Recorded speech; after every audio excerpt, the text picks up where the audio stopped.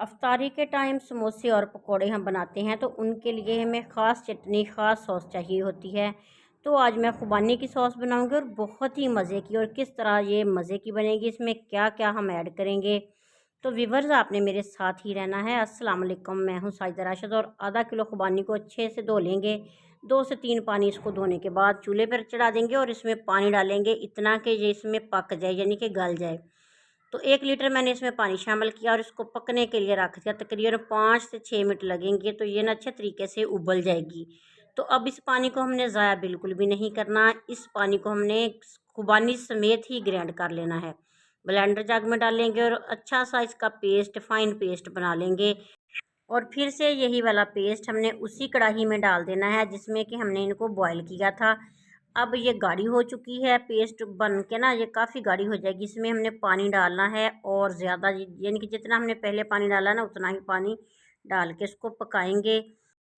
और इसमें हमने जो मसाले डाले, इसमें धनिया पाउडर, नमक, कुटी लाल मिर्च और साबुत ज़ीरा डाल के ना इसको पकाना शुरू कर देना है। ये हल्का हल्का पकना शुरू हो जाएगा। और इसमें हमने खटाई के लिए क्या डालना है वो मैं आपको बताऊंगी। तो इसमें हमने गुड़ डाल देना है, तकरीबन 200 ग्राम गुड़, थोड़ा सा ना तोड़ के डाल देंगे। तो खटाई के लिए 2 चम्मच वाइट सिरका डालेंगे, 2 चम्मच ही हमने इसमें सोया सॉस डाल देना है।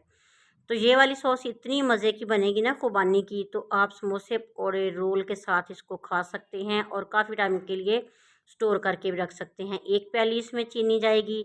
तो बाद में इसको चेक कर लेंगे, अगर चीनी कम लगे तो फिर से डाल लेंगे। आधा चम्मच इसमें काली मिर्च का पाउडर डालेंगे। तो इसी तरह हमने इसमें चाट मसाला भी आधा चम्मच ही डालना है।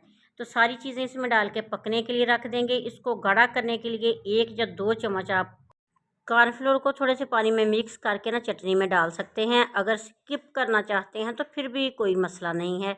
तो ये देर पास इस तरह ना चटनी जो हमारी ना सॉस जो है ना काफ़ी टाइम निकाल जाती है।